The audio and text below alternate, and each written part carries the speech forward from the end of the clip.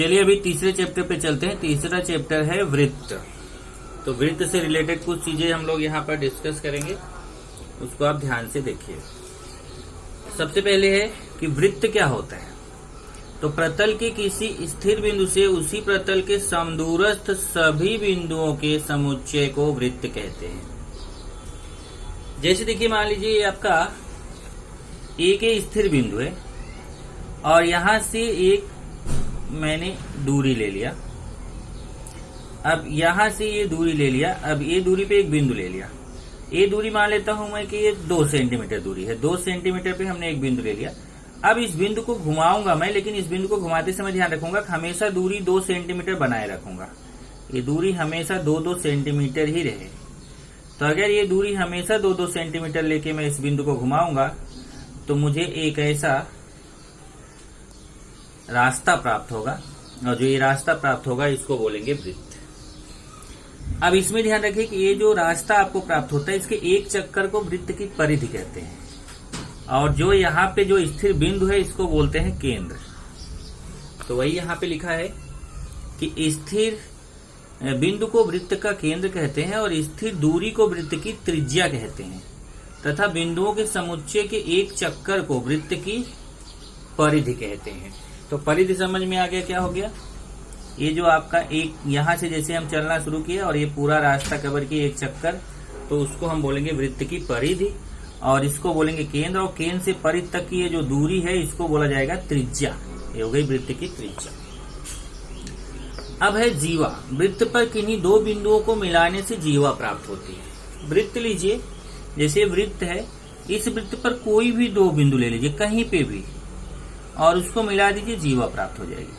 कहीं पे भी लीजिए, देखिए यहाँ एक बिंदु लिया वृत्त पर, एक यहाँ, वृत्त पर ही होना चाहिए, और उसको मिलाइए तो जीवा प्राप्त होती है।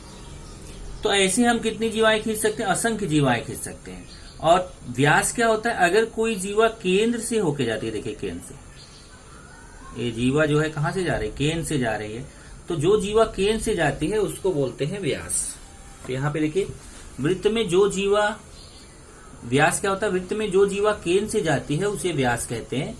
और व्यास जो होती है वो सबसे बड़ी जीवा होती है। त्रिज्या बराबर व्यास बटे 2, मतलब जो होता है व्यास जो होता है हमेशा त्रिज्या का आधा होता है। आप देख सकते हैं ये त्रिज्या, व्यास जो होता है त्रिज्या का दुगुना होता है। जैसे देखिए 1 त्रिज्या और 2 त्रिज्या, ऐसा 2 त्रिज्या मिल करके एक पूरा व्यास बन जाता है। तो इसलिए लिखा गया है कि व्यास जो होता है वो 2 गुणे त्रिज्या, त्रिज्या का दुगुना होता है, और त्रिज्या जो है व्यास की आधी होती है। छेदन रेखा क्या होता है? जो रेखा वृत्त को 2 बिंदुओं पर प्रतिच्छेदित करती है उसे छेदन रेखा कहते हैं। और स्पर्श रेखा क्या होती है? जो रेखा वृत्त को केवल एक बिंदु पर प्रतिच्छेदित करती है उसे स्पर्श रेखा कहते हैं। अब देखिए, छेदन रेखा क्या है, स्पर्श रेखा क्या है। अगर वो वृत्त को केवल एक बिंदु पे स्पर्श करेगी तो स्पर्श रेखा कहेंगे। जैसे देखिए, कोई रेखा या तो वृत्त को स्पर्श ही नहीं, या तो वृत्त से दूर रहेगी, ओके, और या वृत्त को केवल एक बिंदु पे कट करेगी, देखिए एक बिंदु पे कट कर रही, या वृत्त को 2 बिंदु पे कट करेगी। तो रेखा वृत्त को अगर 2 बिंदु पे कट कर रही है तो उसको छेदन रेखा बोलेंगे। तो ये छेदन रेखा क्यों? क्योंकि इसको छेदते हुए जा रही है, वृत्त को 2 जगह काट रही है, तो इसको बोलेंगे छेदन रेखा। और ये देखिए, वृत्त को स्पर्श करके जा रही है, वृत्त को केवल एक जगह काट रही है, तो इसको बोलेंगे स्पर्श रेखा। अब इसमें कुछ याद रखिए के पॉइंट है कि वृत्त के केंद्र से जीवा पर डाला गया लंब जीवा को समद्विभाजित करता है। तो अगर वृत्त के केंद्र से जीवा पर लंब डालेंगे तो जीवा को क्या करेगा? समद्विभाजित करेगा।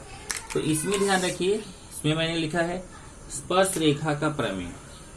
वृत्त के केंद्र से जीवा पर डाला गया लंब, जीवा, ये स्पर्श रेखा का प्रमेय नहीं है। वृत्त के केंद्र से जीवा पर डाला गया लंब जीवा को क्या करता है? समद्विभाजित करता है। मतलब एक वृत्त लिया, जैसे मैं आपको दिखाता हूं। जैसे ये वृत्त है, ये देखिए ये वृत्त है, और एक मैं यहां से जीवा खींचता हूं, ये जीवा, ये मान लेते हैं PQ जीवा है। अब इस वृत्त के केंद्र से अगर जीवा पर ऐसे लंब डालो तो वो जीवा को समद्विभाजित करता है, मतलब जीवा के 2 समान भाग करता है। ये आपने 8वीं में भी पढ़ा है, 9वीं में भी पढ़ा है कि वृत्त के केंद्र से जीवा पर अगर लंब डालते हैं तो जीवा के 2 समान भाग करता है, मतलब ये 2 भाग करेगा और दोनों भाग आपस में समान होते हैं। और इसी का उल्टा है कि अगर मान लीजिए कि एक जीवा लिया, उस जीवा के मध्य बिंदु को केंद्र से मिला दे तो वो जीवा हमें ये जो रेखा मिलेगी, ये रेखाखंड जो मिलेगा ये हमेशा इस जीवा पर लंब रहेगा, मतलब 90 अंश का कोण बनाएगा, उसका उल्टा। वही लिखा है यहाँ पे, वृत्त के केंद्र और जीवा के मध्य बिंदु को अगर मिलाएं तो जो रेखाखंड प्राप्त होगी उस जीवा पर लंब होती है। वृत्त की सर्वांगसम जीवाएं वृत्त के केंद्र से समान दूरी पर होती है। अब इसमें क्या है, अगर मान लीजिए वृत्त है और उस वृत्त में आप दो जीवाएं खींच दो, जैसे देखिए मैं एक वृत्त ले रहा हूं, इस वृत्त में दो जीवा, एक जीवा एक खींचा, एक जीवा, अगर ये दोनों जीवाओं की लंबाई समान रहेगी तो इनकी केंद्र से दूरी भी समान रहेगी। मतलब जीवाओं की लंबाई समान है तो इनकी केंद्र से दूरी भी समान रहेगी, ये दूरी भी समान रहेगी। और इसका उल्टा कि अगर केंद्र से दूरी समान है तो जीवाएं भी समान होंगी। किसी एक वृत्त की सर्वांगसम जीवाएं वृत्त के केंद्र से समदूरस्थ होती हैं और वृत्त के केंद्र से समदूरस्थ जीवाएं सर्वांगसम होती हैं। किसी एक बिंदु से होकर जाने वाले असंख्य वृत्त खींचे जा सकते हैं, दो बिंदु से होकर जाने वाले भी असंख्य वृत्त खींचे जा सकते हैं, लेकिन तीन अरैखिक बिंदुओं से होकर एक और केवल एक वृत्त बन सकता है, जबकि तीन एक रेखी बिंदुओं से होकर जाने वाला एक भी वृत्त नहीं खींचा जा सकता है। इसको जरा समझो क्या बता रहे हैं। ये बता रहा है कि अगर मान लीजिए कि एक बिंदु है, इस एक बिंदु से जाने वाला वृत्त खींचना है, एक बिंदु है इससे जाने वाला वृत्त खींचना, तो हम कितने वृत्त खींच सकते हैं? एक बिंदु से जाने वाले असंख्य वृत्त खींच सकते हैं। देखिए इस बिंदु से जाने वाले आप असंख्य वृत्त खींच सकते हैं। लेकिन दूसरा बोला अगर दो बिंदु से जाने वाला वृत्त खींचना है कितना खींच सकते हैं? दो बिंदु से जाए, देखिए एक बिंदु ये हो गया, एक बी, इन दोनों बिंदुओं से जाने वाले भी असंख्य वृत्त खींच सकते हैं। ये देखिए असंख्य वृत्त खींच सकते हैं। लेकिन अगर तीन अरेखी बिंदु है, अरेखी मतलब एक रेखा में ना हो, इनसे जाने वाला केवल एक ही वृत्त खींच सकते हैं। इन तीनों बिंदुओं से जाने वाला केवल एक ही वृत्त खींच सकते हैं। और अगर तीनों बिंदु एक रेखी हैं, एक रेखा में है, तो इनसे जाने वाला एक भी वृत्त नहीं खींच सकते, क्योंकि वो दो से जाएगा तो तीसरे से नहीं जाएगा, दो से जाएगा तो तीसरे से नहीं जाएगा, तो इनसे जाने वाला एक भी वृत्त हम खींच नहीं सकते हैं। एक तो ये हो गया। अब इसी पे डिपेंड आपका देखेंगे तो यहाँ पे पेज नंबर उसमें आगे और कुछ पॉइंट्स हैं। जैसे देखिए यहाँ पे लिखा है किसी वृत्त में असंख्य स्पर्श रेखाएं खींच सकते हैं। एक वृत्त में कितने स्पर्श? एक वृत्त में असंख्य स्पर्श रेखाएं खींच सकते हैं। वृत्त पर स्थित किसी एक बिंदु से एक और केवल एक ही स्पर्श रेखा खींच सकते हैं। लेकिन वृत्त पर अगर कोई एक बिंदु फिक्स कर देते हो तो उससे केवल एक ही स्पर्श रेखा खींच सकते हैं। मतलब वृत्त पर आप असंख्य बिंदु होते हैं तो इसलिए असंख्य स्पर्श रेखा खींच सकते हैं, लेकिन एक बिंदु से केवल एक ही स्पर्श रेखा खींच सकते हैं। वृत्त के अंत भाग में स्थित किसी भी बिंदु से कोई भी स्पर्श रेखा नहीं खींचा जा सकता। अगर अंदर मान लीजिए बिंदु है तो उससे एक भी स्पर्श रेखा नहीं खींच सकते। और वृत्त के बाह्य भाग में स्थित किसी बिंदु से दो स्पर्श रेखा खींच सकते। इसका अब इसको भी समझ लो जरा। जैसे मान लीजिए कि एक वृत्त है, ये देखिए एक वृत्त है, इस वृत्त में अगर अंदर यहाँ अंदर वाले बिंदु से स्पर्श रेखा खींचना है तो आप एक भी नहीं खींच सकते हो। लेकिन अगर इस वृत्त पर कोई बिंदु स्थित है, वहां से स्पर्श रेखा है, तो आप एक ही स्पर्श रेखा खींच सकते हो। लेकिन अगर एक वृत्त है, उस वृत्त के बाहर कोई बिंदु है, इस बिंदु से स्पर्श रेखा खींचना है तो आप दो स्पर्श रेखा खींच सकते हो। तो वृत्त के अंदर अगर कोई बिंदु है तो एक भी स्पर्श रेखा नहीं खींच सकते। वृत्त पर स्थित बिंदु से एक स्पर्श रेखा खींच सकते हैं और वृत्त के बाहर स्थित बिंदु से दो स्पर्श रेखा खींच सकते हैं। वही चीज यहाँ पे समझाया है। देखिए इसको बनाया भी है कि ओ केंद्र वाला एक वृत्त है, बाह्य बिंदु P से PQ और PR दो स्पर्श रेखाएं खींची गई हैं। अब ये जो PQ और PR है, इन्हीं को हम क्या बोलेंगे? स्पर्श रेखाखंड। कितने स्पर्श रेखाखंड खींचेंगे? दो स्पर्श रेखाखंड। और इसी पे आधारित स्पर्श रेखाखंड प्रमेय है। स्पर्श रेखाखंड प्रमेय, इसको आप इंपॉर्टेंट लगा लेना। ये स्पर्श रेखाखंड प्रमेय इंपॉर्टेंट है। क्या है? वृत्त के बाह्य भाग में स्थित बिंदु से उस वृत्त पर खींचे गए स्पर्श रेखाखंड सर्वांगसम होते हैं। ये क्या बोल रहा है कि अगर मान लीजिए एक वृत्त है, इस वृत्त के बाहर एक बिंदु है, इस बिंदु से वृत्त पर कितने स्पर्श रेखाखंड खींच सकते हैं? देखिए वृत्त है, वृत्त के बाहर एक बिंदु है, तो इस बिंदु से वृत्त पर दो स्पर्श रेखाखंड खींच सकते हैं। तो ये जो दो स्पर्श रेखाखंड खींच सकते हैं, ये दोनों स्पर्श रेखाखंडों की लंबाई समान होगी। ये हमें सिद्ध करना, मतलब हमें सिद्ध करना है कि PQ और PR इनकी लंबाई समान होगी। तो दत्त में हम बोलेंगे कि एक वृत्त है, उसके बाहर एक बिंदु P है, PQ और PR दो स्पर्श रेखाखंड है, और साथ में लिखेंगे कि PQ बराबर PR। देखिए O केंद्र वाला एक वृत्त है, रेखा PQ तथा रेखा PR वृत्त की स्पर्श रेखाएं हैं, PQ और PR स्पर्श रेखाएं हैं। जो वृत्त पर स्थित बिंदु Q तथा R से गुजरती है। देखिए Q से और R से गुजर रही है। तो हमें सिद्ध करना है कि रेखा PQ और रेखा नहीं है, रेखा तो सर्वांग सम होगी नहीं, रेख PQ और रेख PR मतलब केवल इतना लंबाई जो है वो आपस में सर्वांग सम होगा। रचना क्या किया, रचना में हमने OP OQ OR ये तीनों को मिला दिया। देखिए OP OQ OR को मिला दिया, ये रचना में हो गया। उत्पत्ति इसकी बहुत आसान, यहाँ पे दो त्रिभुज बन रहे हैं, दोनों त्रिभुजों को सर्वांग सम दिखाना है। इसमें देखिए सबसे पहले तो एक आपका ये ध्यान दे लीजिए कि वृत्त के केंद्र से जीवा पर डाला गया लंब वृत्त के, इसमें एक पॉइंट और नोट आउट कीजिए कि ये देखिए यहां पर है,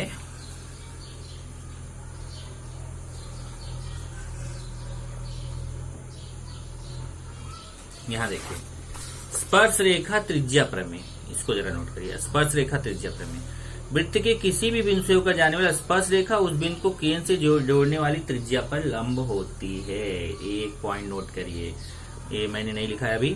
वृत्त के किसी भी बिंदु से होकर जाने वाला स्पर्श रेखा उस बिंदु को केंद्र से जोड़ने वाली त्रिज्या पर लंब होती है। मतलब अगर एक वृत्त है, उसकी एक स्पर्श रेखा है और एक त्रिज्या है, तो स्पर्श रेखा और त्रिज्या के बीच हमेशा 90 अंश का कोण बनेगा। स्पर्श रेखा और त्रिज्या परस्पर लंब होती है, मतलब इनके बीच हमेशा 90 अंश का। लेकिन ध्यान रखिए ये त्रिज्या कहीं पे भी नहीं खींचना, जहां पे स्पर्श बिंदु है वहीं पे स्पर्श रेखा और त्रिज्या के बीच कितने अंश का कोण बनेगा, 90 अंश का कोण बनेगा।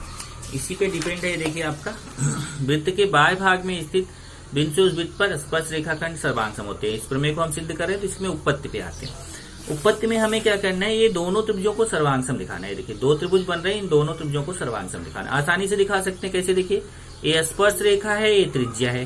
स्पर्श रेखा और त्रिज्या के बीच कितने अंश का कोण बनता है, 90 अंश का कोण बनता है। ये देखिए ये स्पर्श रेखा है, त्रिज्या है। स्पर्श रेखा और त्रिज्या के बीच कितने अंश का कोण बनता है, 90 अंश का कोण बनता है।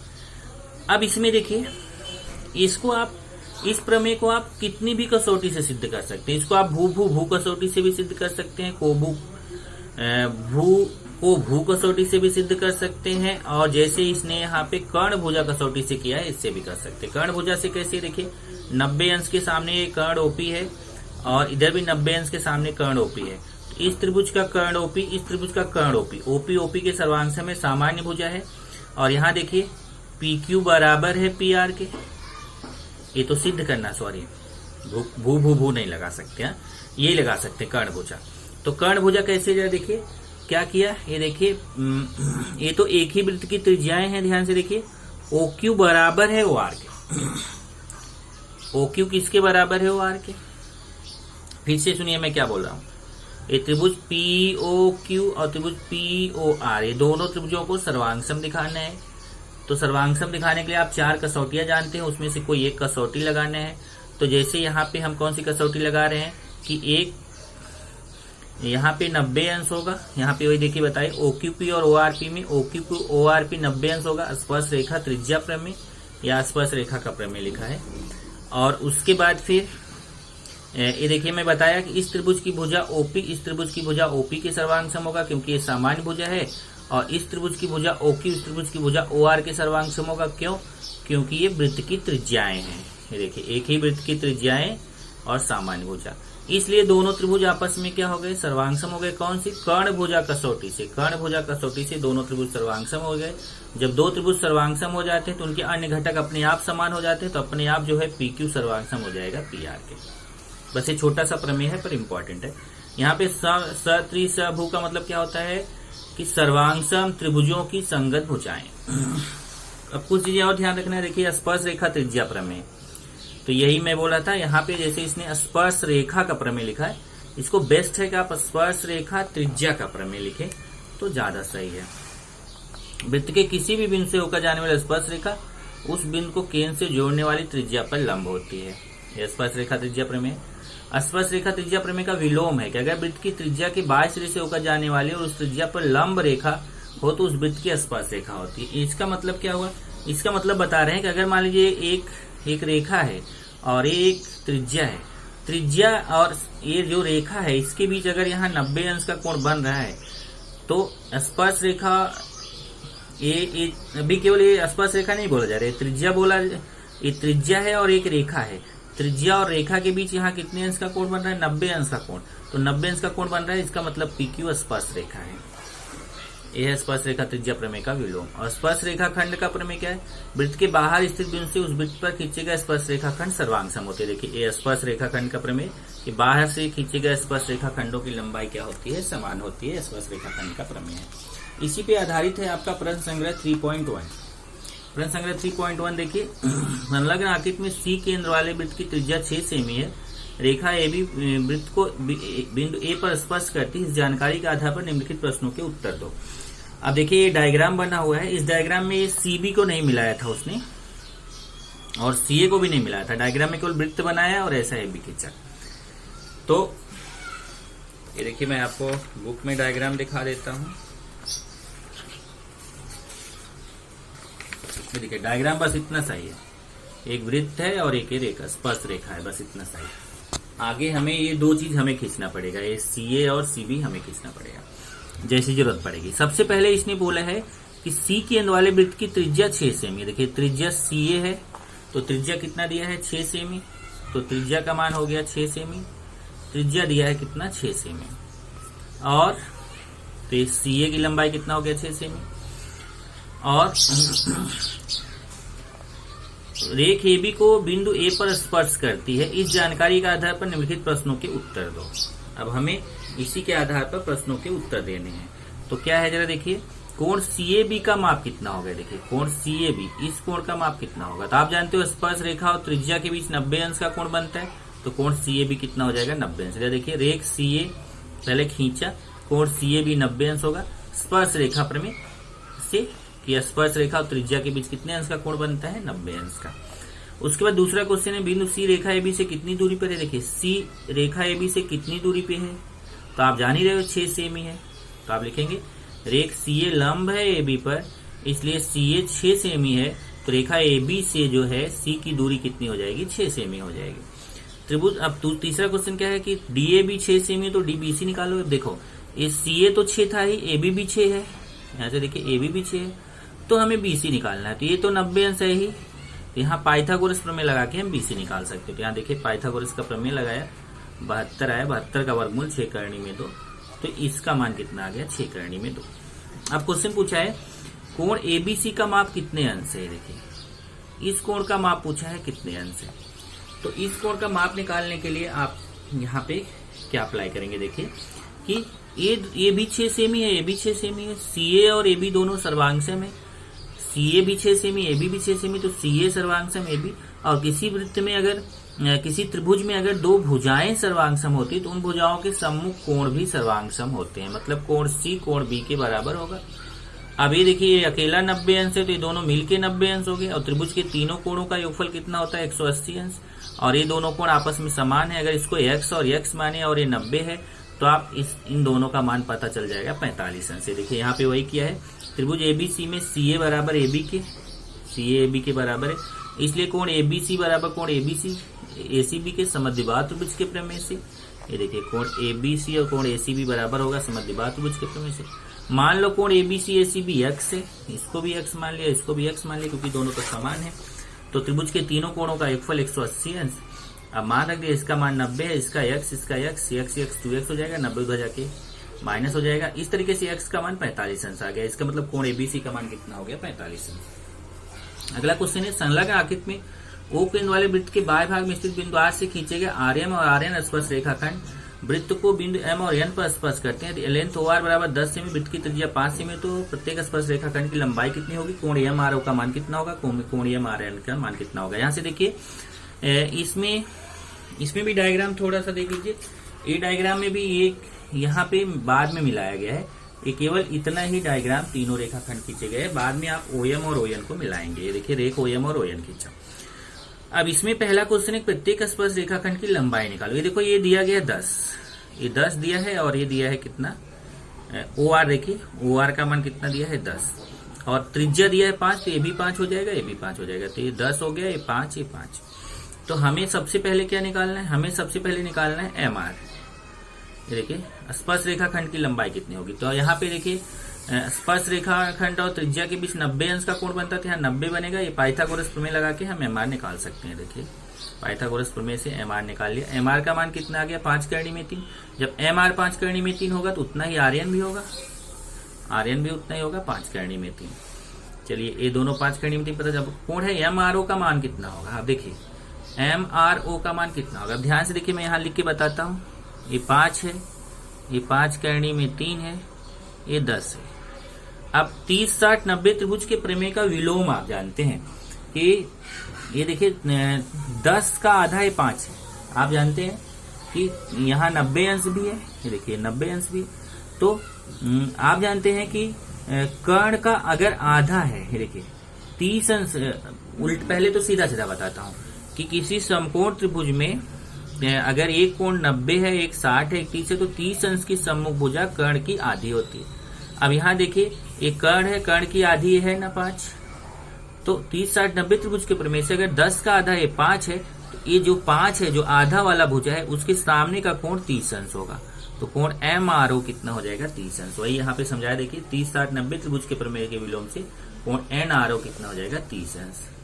इधर वाला निकाला उसने 30। जब A 30 होगा तो उधर भी कितना हो जाएगा 30 हो जाएगा। ये देखिए MRO 30 हुआ तो NRO भी कितना हो गया 30 हो गया। फिर ये दोनों जोड़ लीजिए, ये 30 और 30 जोड़ लीजिए तो पूरा MRN हो जाएगा। 30 और 30 मिला के कितना 60 अंश हो जाएगा। ठीक। तीसरा क्वेश्चन है कि रेखा आर्यन और आर्यन ओ केंद्र वाले वृत्त के स्पर्श रेखाखंड है, सिद्ध करो OR कोण त्रिभुकोण MRN और MON दोनों का समद्विभाजक है। तो बेस्ट है कि आप यहाँ पे दत्त और साध्य लिखें। दत्त में लिखे कि रेखा आर्यन और आर्यन ओ केंद्र वाले वृत्त के स्पर्श रेखाखंड है, और साध्य में लिखिए कि रेखा OR कोण MRN और कोण MON दोनों का समद्विभाजक है। दत्त और साध्य आप खुद से लिखेंगे, आपको मैं छोड़ देता हूं। ये दत्त और साध्य आप खुद से लिखना, समझा ना। सिद्ध करो कि पहले की लाइन दत्त होती है, सिद्ध करो कि बाद की लाइन साध्य होती है। चलिए उपपत्ति क्या है, ये दोनों त्रिभुजों को सर्वांगसम दिखा दो तो अपने आप सिद्ध हो जाएगा कि वो OR जो है वह कोण MRN और कोण MON का समद्विभाजक होगा। बहुत आसान है, इन दोनों को सर्वांगसम। अब तो आप, मैं जैसे बताया कि आप भू कसौटी भी लगा सकते हो इसमें, और भू को भू भी लगा सकते हो, बराबर कि नहीं। कर्ण भुजा भी लगा सकते हो, बहुत सारे तरीके हैं। यहाँ पे जैसे कर्ण भुजा लगाया है, जैसे इसके पहले लगाया था कि ये 90 अंश है तो इसके सामने कर्ण बराबर कर्ण के, एक भुजा बराबर एक भुजा के, जैसे इसके पहले किया था। तो ये दोनों त्रिभुज सर्वांगसम हो गए। सर्वांगसम हो गए तो अपने आप ही देखिए, जब दो त्रिभुज सर्वांगसम हो जाते हैं तो एक कोण इस कोण के बराबर हो जाएगा, एक कोण इस कोण के बराबर हो जाएगा। तो इसका मतलब OR जो है कोण MON को भी समद्विभाजित कर रहा है, और यही OR जो है MRN को भी समद्विभाजित कर रहा है। ये देखिए MRO सर्वांगसम NRO, MRO सर्वांगसम NRO, और MOR सर्वांगसम NOR, MOR सर्वांगसम NOR। तो इससे समझ में आ गया कि रेखा OR या कोण MRN और MON दोनों कोणों को समद्विभाजित करते हैं। चौथा क्वेश्चन देखेंगे, 4.5 सेमी त्रिज्या वाले वृत्त की दो स्पर्श रेखाएं परस्पर समांतर, उन स्पर्श रेखाओं के बीच की दूरी कितनी होगी। अब देखिए ये दोनों स्पर्श रेखाएं समांतर है और इसकी त्रिज्या दी है, ये भी 4.5 सेमी, ये भी 4.5 सेमी। तो कोई तुरंत बता देगा कि ये 9 सेमी उत्तर आएगा। देखिए 4.5 4.5, इन दोनों के बीच की दूरी कितना हो जाएगी 9। लेकिन डायरेक्ट नहीं बताना, पहले हमें सिद्ध करना पड़ेगा कि ये MON जो है एक रेखी है। यही MON एक रेखी दिखाने के लिए इतना सारा काम अपने को करना है। क्या करना है देखिए, सबसे पहले हम बताएंगे कि एक रचना करेंगे कि XY जो है वह समांतर खींच दिया AB के। अब XY अगर AB के समांतर खींच दिया तो AB CD के समांतर है, तो ये तीनों आपस में समांतर हो जाएंगे। यहाँ देखिए माना कि वृत्त का केंद्र दो है, स्पर्श रेखाएं AB और CD क्रमशः वृत्त को बिंदु M और N पे स्पर्श करती हैं। रेखा OM और ON खींचा, OM और ON खींच दिया। बिंदु से XY समांतर AB खींच दिया, तो AB क्योंकि CD के समांतर है इसलिए XY AB CD तीनों आपस में समांतर हो जाएंगे। कोण OMA ONC 90 अंश है। ये देखिए OMA यहाँ AB 90 अंश है और ONC AB 90 अंश है। ओके, स्पर्श रेखा त्रिज्या पर लंब होती है, स्पर्श रेखा प्रमेय लिखो या स्पर्श रेखा त्रिज्या प्रमेय लिखो। AB समांतर XY यमो तिर्यक रेखा है। देखिए ये दोनों समांतर है, तिर्यक रेखा है। तो ये देखिए ये कौन से कोण है दोनों, ये दोनों कोण अंतः कोण है। अंतः कोणों का योगफल 180 अंश होता है। तो ये 90 है तो ये भी कितना हो जाएगा 90 अंश। इसी प्रकार ये 90 है तो ये भी कितना हो जाएगा 90 अंश। ओके, यही यहाँ बताया देखिए अंतः कोण से। कोण NOX आ गया 90 अंश, NOx 90 अंश, MOx 90। अब ये दोनों मिला, ये दोनों रेखीय उगल कोण है। कैसे कोण है? रेखीय उगल कोण। और रेखीय उगल कोणों का योगफल कितना आ रहा है? 180 अंश। तो MON क्या हो जाएंगे? एक रेखीय, क्योंकि एक रेखा के एक तरफ जब 180 अंश का कोण बनता है, दो कोण 180 अंश होते हैं, तो वो दोनों कोणों को हम रेखीय उगल कोण बोलते हैं और ये एक रेखा हो जाती है। इससे सिद्ध हो गया कि ये एक रेखा है। और जब ये एक रेखा सिद्ध हो गई, कोण MOX तथा कोण NOX मिला के 180 हो गया, ये रेखीय उगल कोण है, तो MON एक रेखीय हो गया। अब यही हमें सिद्ध करना था, मेन अपना प्रॉब्लम यही था कि एक रेखी सिद्ध करना था। जैसे ही एक रेखी सिद्ध हो गया तो अपने यहाँ पे MN के बीच की दूरी हो जाएगी OM प्लस ON, 4.5 प्लस 4.5, उत्तर कितना आएगा? 9। देखिए उत्तर कितना आ गया? 9। अब इसमें है, यहाँ पे आप इसको खत्म होने का निशान बना सकते हैं। यहाँ एक्सरसाइज खत्म हो गया। अब स्पर्श वृत्त क्या होता है? ये रेखीय प्रतल में समाविष्ट किन्हीं दो वृत्तों को केवल एक बिंदु सामान्य हो तो उन वृत्तों को स्पर्श वृत्त कहते हैं। स्पर्शी वृत्त अंतः या बाह्य हो सकते हैं। ये दो स्पर्श वृत्त हैं तो समान बिंदु उन दो वृत्तों के केंद्रों को मिलाने वाली रेखा पर होते हैं।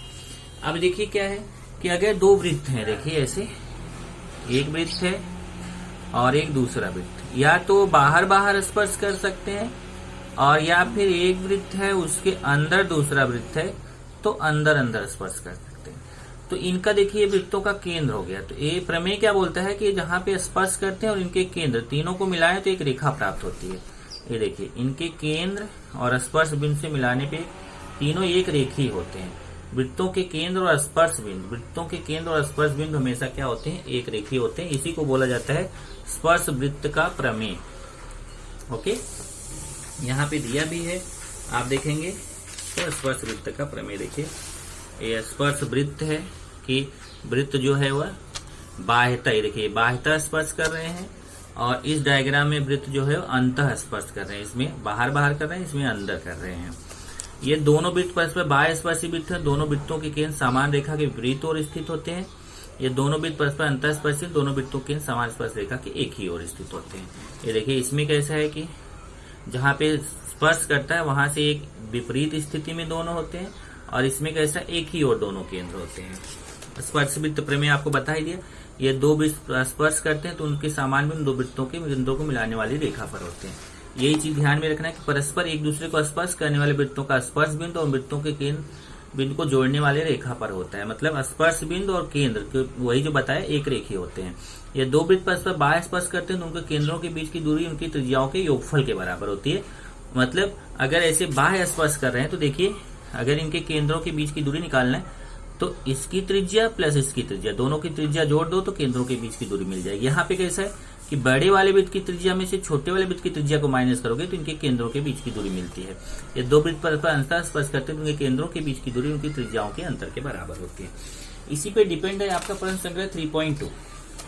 पहले क्वेश्चन में परस्पर अंतः स्पर्श कर रहे हैं वृत्त, उनकी त्रिज्याएं दी है 3.5 सेमी 4.8 सेमी, तो उनके केंद्रों के बीच की दूरी निकालो। तो एक की त्रिज्या को R1 मान लिया, दूसरे की R2 मान लिया। अब इसमें देखेंगे तो ये बड़ा है छोटे, तो बड़े में से छोटे को माइनस करेंगे क्योंकि अभी जस्ट आपने पॉइंट नोट किया अंतः स्पर्श करते हैं तो उनके केंद्रों के बीच की दूरी उनकी त्रिज्याओं के अंतर के बराबर होती है। दोनों को माइनस कर दिया, आ गया कितना 1.3 सेमी। जबकि बाह्य स्पर्श कर रहे हैं तो उसमें क्या करेंगे, उनको दोनों को जोड़ देंगे। यहाँ देखिए बाह्य स्पर्श कर रहे हैं तो उनकी त्रिज्याओं के योगफल के बराबर होती है, तो R1 प्लस R2 दोनों को जोड़ देंगे। अगले में क्या करना है, केवल डायग्राम बनाना है। 4 और 2.8 सेमी त्रिज्या वाले बाह्य स्पर्शी अंतः स्पर्शी वृत्त बनाओ। देखिए एक वृत्त 4 सेमी का बना दिया, 2.8 सेमी का, दोनों बाह्य स्पर्श बाहर बाहर स्पर्श कर रहे हैं। और इसमें एक 4 सेमी का बना दिया वृत्त, एक 2.8 सेमी का वृत्त बना दिया, दोनों अंतः स्पर्श कर रहे हैं। चौथा क्वेश्चन है, आखिर में P तथा Q केंद्र वाले वृत्त एक दूसरे को बिंदु R पर स्पर्श करते हैं। बिंदु R से जाने वाली रेखा उन वृत्तों को क्रमशः A तथा B बिंदु पर प्रतिच्छेदित करती है। तो सिद्ध करो रेख AP समांतर रेख BQ, AP समांतर BQ। सिद्ध करोगे त्रिभुज APR समरूप त्रिभुज RQB। यदि कोण PAR का माप 35 अंश हो तो कोण RQB का माप ज्ञात करो।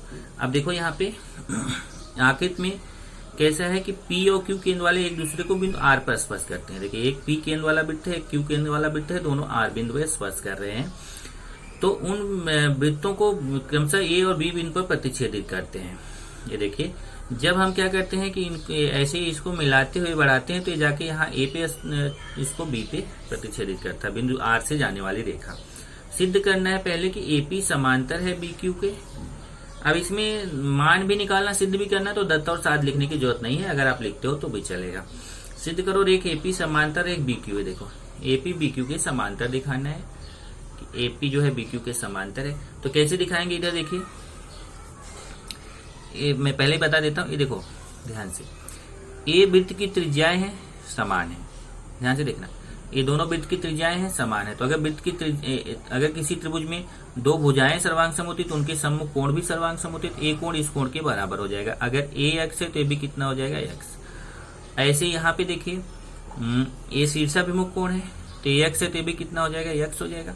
अब यहाँ आ जाइए, ये दोनों समान है, एक ही वृत्त की त्रिज्याएं, तो जब किसी त्रिभुज में दो भुजाएं समान होती है तो उनके सम्मुख कोण भी समान होते हैं, तो ये कोण इस कोण के बराबर हो जाएगा, एक्स है तो ये भी कितना हो जाएगा, एक्स। अब देखिए ये दोनों कोण समान हो गए, एक्स और एक्स। जब ये दोनों कोण समान हो गए तो अगर ए कोण बी के सर्वांग सम हो गया, तो यहां से देखिए ये दो रेखाएं हैं, ये तिर्यक रेखा है, ये दोनों एकांतर कोण है, एक इस तरफ बन रहा है, एक इस तरफ बन रहा है, दोनों एकांतर कोण अगर आपस में सर्वांग सम होते हैं तो रेखा एपी रेखा बीक्यू के समांतर होती है। सेम यही चीज यहाँ पे देखिए समझा के दिया है। दूसरा क्वेश्चन है कि सिद्ध करो AP R R Q B के समरूप। ये देखिए ये दोनों त्रिभुज समरूप दिखाना है, इजिली दिखा सकते हैं। देखिए ए कोण इस कोण के बराबर है, ए कोण इस कोण के बराबर है, को कसौटी से दोनों त्रिभुज समरूप हो जाएंगे। ओके, तीसरा बोला है कोण पी ए आर 35 अंश है। देखिए पी ए आर 35, ये 35 अंश है तो आर क्यू भी निकालना है, आर क्यू बी। अब देखिए ए 35 है तो उतना ही ये भी रहेगा 35, उतना ये भी रहेगा 35, उतना ये भी 35 रहेगा। अब ये 35 है, त्रिभुज के तीनों कोणों का योगफल 180 अंश होता है, 35 पता है, ये आप निकाल सकते हो, ये कितना आ जाएगा 110 अंश। पांचवा क्वेश्चन है आकृति में तथा बी केंद्र वाले वृत्त परस्पर बिंदु ई पर स्पर्श करते हैं। देखिए ये वृत्त बिंदु ई पर स्पर्श कर रहे हैं, सामान्य स्पर्श रेखा एक एल है, उन्हें क्रमशः सी और डी पर स्पर्श करती है। तो इन बिंदुओं की त्रिज्या क्रमशः 4 सेमी और 6 सेमी, तो एक सीडी की लंबाई कितनी होगी। अब ध्यान से देखिए, इसको डायग्राम में बहुत सारी रचना की गई, रचना क्या क्या किया गया वो देखिए। ए इतना रचना किया गया है यहाँ पे, पहले तो इसको ए बी को मिला दिया गया है, देखिए ए बी को मिलाया गया और यहां से एक लंब डाला गया है। ओके, अब देखिए दो काम किया रचना में, एक तो ए बी को मिलाया गया, दूसरा यहाँ से ए एम लंब डाला गया है। अब इसमें हमें निकालना क्या है, हमें निकालना है सी डी। अब सी डी की लंबाई अगर आपको निकालना है तो ध्यान से देखिए, ए स्पर्श रेखा त्रिज्या है तो यहाँ 90 अंश का कोण बनेगा, ए बी स्पर्श रेखा त्रिज्या है तो यहाँ 90 अंश का कोण बनेगा, इधर 90 बन ही रहा है तो ये भी 90 ही होगा, तो ये एक आयत बन गया, ए सी डी बी एक आयत हो गया। तो ये 4 है तो ये भी कितना हो जाएगा, 4 हो जाएगा। अब देखिए ये 4 हो गया तो ये देखिए इतना हो जाएगा 2। ओके, ये 2 सेमी हो जाएगा। और यहाँ देखिए वृत्त की त्रिज्या आपको मालूम है 4 सेमी और 6 सेमी है, तो देखिए ए त्रिज्या 6 सेमी हो जाएगी, ए त्रिज्या 4 सेमी हो जाएगी, तो 6 और 4 कितना हो गया, 10 सेमी हो गया। अब देखिए ये 10 सेमी हो गया, 2 सेमी हो गया, तो पाइथागोरस प्रमेय से हम एम निकाल सकते हैं। जब पाइथागोरस प्रमेय से हमें एम मिल जाएगा तो ये आयत है, आयत की सम्मुख भुजाएं सर्वांगसम हो जाती हैं, तो एम जितना होगा उतना ही सीडी होगा। वही चीज यहाँ पे देखो किया है, ये देखिए वही चीज यहाँ पे किया है। पहले 360 अंश करके पहले कोण निकाल लिया, आयत हो गया, आयत सिद्ध हो गया तो उसकी सम्मुख भुजाएं सर्वांगसम होती है, 4 हो गया, 6 में से 4 घटाया तो 2 हो गया, फिर ये 10 आ गया और फिर पाइथागोरस प्रमेय से देखिए 4 करनी में 6 आ गया। जब एम 4 करनी में 6 आ गया तो सीडी भी कितना हो जाएगा, 4 करनी में 6 हो जाएगा।